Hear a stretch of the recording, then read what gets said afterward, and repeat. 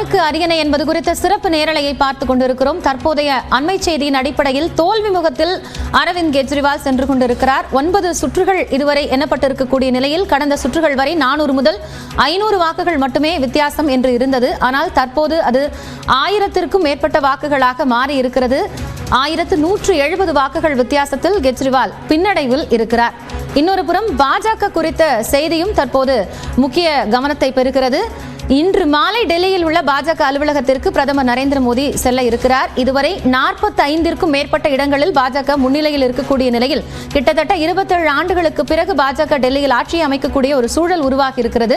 இந்த நிலையில் பாஜக அலுவலகத்திற்கு இன்று மாலை பிரதமர் நரேந்திர மோடி செல்ல இருக்கிறார் என்ற அண்மை செய்தியும் பார்த்துக் கொண்டிருக்கிறோம். தொடர்ந்து இந்த அமர்வில் நம் விவாதத்தை தொடரலாம். திரு சிவராஜசேகர், இடைவேளைக்கு முன்னாடி கேட்டிருந்த மாதிரி இப்ப இந்த நிலவரங்கள் எல்லாம் வச்சு பார்க்கும் பொழுது எந்த அடிப்படையில் அந்த கிராஸ் ரூட்ல காங்கிரஸ் இன்னும் வேலை செய்ய வேண்டியதா இருக்குன்னு நீங்க பார்க்கறீங்க, அல்லது இந்த வெற்றிக்கான காரணமா என்ன அமைஞ்சிருக்குன்னு பார்க்கறீங்க?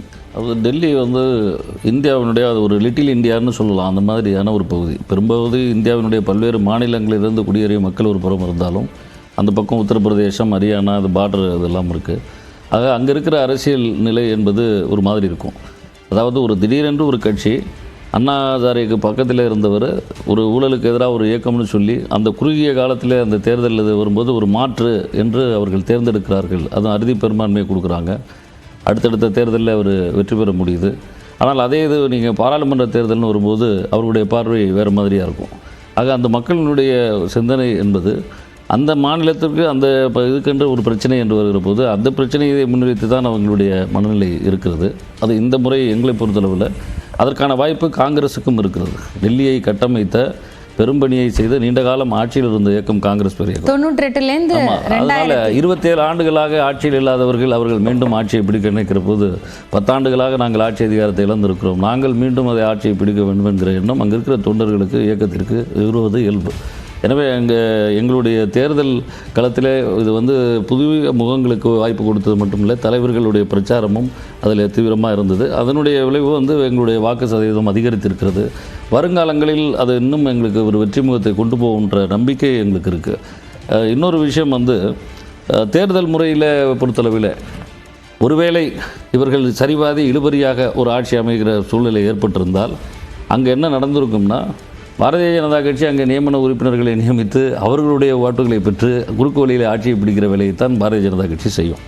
ஆக தேர்தல் கமிஷனை அவர்கள் ஆல்ரெடி எப்படி நீதிமன்றங்களை அதிகாரங்களை எப்படி கபலீகரம் செய்ய நினைக்கிறார்களோ, எந்தெந்த வகைகளெல்லாம் இந்தியாவினுடைய ஒரு நிர்வாகத்தில் தனித்த அதிகாரம் படுத்த தன்னாட்சி பெற்ற அமைப்புகளை எல்லாம் சிதைக்க வேண்டிய இடத்துல சிதைக்கிற முயற்சியில் தொடர்ந்து செய்து கொண்டிருக்கிற பிஜேபி இப்போது தேர்தல் கமிஷனையும் கைவித்திருக்கிறது. எனவே தேர்தல் கமிஷனுடைய அதிகாரங்களை அவங்கள நியமனத்தில் கூட இப்போ தலைமை நீதிபதி அதில் சேர்க்கணும்னா அது இல்லை. ஆக அங்கேயும் உள்துறை அமைச்சர், பிரதமர், எதிர்க்கட்சி தலைவர் என்கிற நிலையில் அவர்கள் அதிகாரத்தை கையில் எடுக்க முயற்சிக்கிறார்கள். எனவே தேர்தல் கமிஷனும் கூட அவர்களுடைய கைக்கு செல்கிற நிலை ஏற்பட்டிருக்கிறது. இன்றைக்கி நாங்கள் சொல்கிறோம், நேற்றைக்கு தலைவர் அவர்கள் எங்களுடைய அமைப்பினுடைய ஈகிள் அமைப்பு, அந்த empowered action group of leaders and experts, அந்த குரூப்பில் நேற்றுக்கு ஒரு சொல்கிறாங்க, கிட்டத்தட்ட 70 லட்சம் 80 லட்சம் வாக்காளர்களை மகாராஷ்டிராவில் சேர்த்துருக்காங்க 5 ஆண்டுகளில். அது 5 ஆண்டுகளில் நான் சேர்த்தது மட்டுமில்லை, கடைசியாக இந்த பாராளுமன்ற தேர்தல் முடிந்ததற்கு பின்னால் இந்த 6 மாத கால இடைவெளியில் 40 லட்சம் வாக்காளர்கள் சேர்க்கப்பட்டிருக்காங்க. ஆக பல இடங்களில் வாக்காளர்கள் நீக்கம், அவர்கள் சேர்ப்பு, இதெல்லாம் நாம் விவரம் கேட்கிற போது அது தேர்தல் கமிஷன் சொல்கிறதில்லை. நேற்றைக்கு தலைவர் ராகுல் காந்தி அவர்கள் நேற்றைக்கு அது ப்ரெஸ் மீட்டை சொல்லியிருக்கார். ஆக இந்த நடைமுறைகள் எல்லாம் இவர்கள் கையில் எடுத்துக்கொண்டிருக்கிறார்கள்.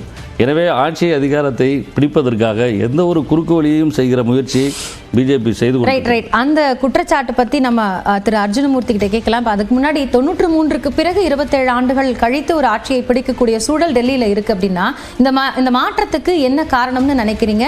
அவருடைய கேள்வி உட்பட ஒரே காரணம் தான், நாங்கள் மக்கள் நலம் சார்ந்து ஆட்சி செய்கிறவங்களா தொடர்ந்து இருக்கோம். அது பாராளுமன்றத்தில் பார்த்தாலும் 10 ஆண்டுகளுக்கு அப்புறம் 11ஆவது ஆண்டு நாங்கள் வந்திருக்கோம். மற்ற நிறையா ஸ்டேட்டில் பார்த்திங்கன்னா 2 டைம் 3 டைம் 4 டைம்னு கண்டினியூஸாக ஆட்சி செய்கிறதுக்கு காரணமே என்ன? மக்களோட தேவை என்ன, மக்களோட வாழ்வாதார பிரச்சனை என்ன, மக்களுக்கு எந்த மாதிரி உதவிகள் செய்தால் மக்களோட மதிப்பீடில் நம்ம என்றைக்குமே அவங்க அளவில் இருப்போங்கிறத உணர்ந்து அவங்க மோடி அவர்கள் வந்ததுலேருந்து பார்த்திங்கன்னா மற்ற ஊர்லனா என்ன பேசுவாங்கன்னா, நாங்கள் சொல்கிறத செய்வோம், செய்கிறத சொல்லுவோம்லாம் சொல்லுவாங்க. ஆனால் மோதியை பொறுத்த வரைக்கும் செய்வோம் அதை தாண்டி எதை பற்றியுமே அவர் யோசிக்கிறதே கிடையாது. தொடர்ந்து நலத்திட்டங்களாக வகுத்து கொடுத்ததோட நன்மை தான் இது. எப்படின்னா மண் வாசனை மாதிரி தான் இது. மழை வரத்துக்கு முன்னால் மண் வாசனை மாதிரி இந்த டெல்லி எலெக்ஷன் வந்து எதை தீர்க்கமாக சொல்லுதுன்னா 2047 வரைக்கும் பாரதிய ஜனதா ஆட்சி தான் இந்தியாவில் இருக்க போகுதுங்கிறத இது தெளிவாக சொல்லுது. ஏன் டெல்லியை நான் ஒரு மதிப்பீடாக சொல்கிறேன், இவர் கூட அண்ணன் கூட லிட்டில் இந்தியான்லாம் சொன்னதுனால சொல்கிறேன். அது ஒரு முக்கடல் சங்கமம் மாதிரி, ஒரு திரிவேணி சங்கமம் மாதிரி ஒரு இடம். ஏன்னா 3 ஸ்டேட்டு வெரி க்ளோஸ்லி கனெக்டட். இந்த எலெக்ஷனை கூட பார்த்திங்கன்னா ஹரியானா, யூபி, ராஜஸ்தானும் இருக்குது.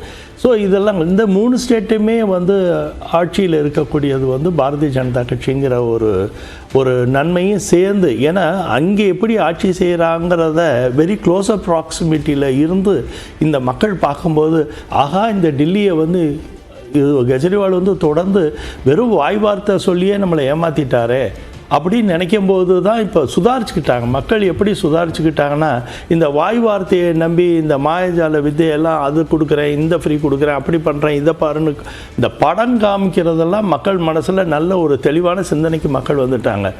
யார் உண்மையாக செயல்படுறதுக்கு திராணி இருக்கோ, யார் சொல்கிறபடி பெரிய அளவில் திட்டங்களை எங்களால் பண்ண முடியாததுக்கு காரணம் மத்திய அரசுங்கிறத ஆம் ஆத்மி ஒரு குற்றச்சாட்டாவே முன் வச்சிருந்தாங்க. எப்படி அவரால் திட்டத்தை பண்ண முடியும்? இருக்கிற கஜானாவை முழுக்க காலி பண்ணிட்டு அவர் எங்கள் மோடி அவர்கள் வந்து நன்றி உரையில் சொன்ன மாதிரி கண்ணாடி மாளிகை கட்டுறதுக்குன்னே இவர் வேலை பார்த்துக்கிட்டு இருந்தாருன்னா எப்படி இவரால் நல்லது செய்ய முடியும்? கஜானா ஒரு முதலமைச்சருங்கிறது ஒரு சிஇஓ மாதிரி ஒரு பர்ஃபார்மராக இருந்திருக்கணும். எப்படி கஜானாவை ரொப்பி மக்களுக்கு நல்லது செய்யணும்னு செய்ய தெரியாத ஒரு மனுஷனை வச்சுக்கிட்டு எப்படி அந்த டெல்லி மாதிரி ஒரு மெட்ரோபாலிட்டன் சிட்டியில் கிட்டத்தட்ட 2 கோடி மக்கள் குறைஞ்சபட்சம் இருக்கிற ஒரு இடத்துல என்சிஆராக ஆயிடுச்சு என்சிடி. ஸோ இவ்வளோ முக்கியமான ஒரு பகுதி உலகம் நாடுகள் முழுக்க இங்கே பார்க்குறாங்க. எல்லா அம்பாசிடர்ஸும் அந்த ஊரில் தான் இருக்காங்க. இங்கே யமுனா நதியை கெடுத்து குட்டிச்சவறு பண்ணி வச்சுருக்காங்க. எதை பற்றியுமே தர்ம சிந்தனையே இல்லாமல் வெறும் பேச்சை வச்சுக்கிட்டே ஒரு ட்ராமா பண்ணுற ஒரு அரசியல்வாதியால் ரொம்ப நாளைக்கு இந்த கலர் கோழி நிற்காது, நனைஞ்ச கோழியாக மாறினது இப்போ தெரிஞ்சு போச்சு நமக்கு. ரைட், நம்ம தொடர்ந்து பேசலாம். டெல்லி நிலவரங்களை பார்த்து கொண்டு இருக்கும் போதே ஈரோடு கிழக்கு தொகுதியினுடைய நிலவரங்கள் அப்படிங்கிறது வெளியாக இருக்கு. 6 சுற்றுகளினுடைய முடிவில் திமுக வேட்பாளர் தொடர்ந்து முன்னிலையில் இருக்கிறார். கிட்டத்தட்ட 38,999 வாக்குகளோடு அவர் முன்னிலையில் இருக்கிறார்.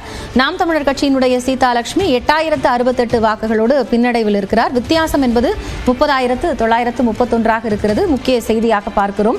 தொடர்ந்து இந்த நேரத்தில் பாஜகவினுடைய மூத்த தலைவரான திருமிகு தமிழிசை சவுந்தரராஜன் அவர்கள் ஒரு நேர்காணல் அளித்திருக்கிறார். அதனை தற்போது பார்க்கலாம்.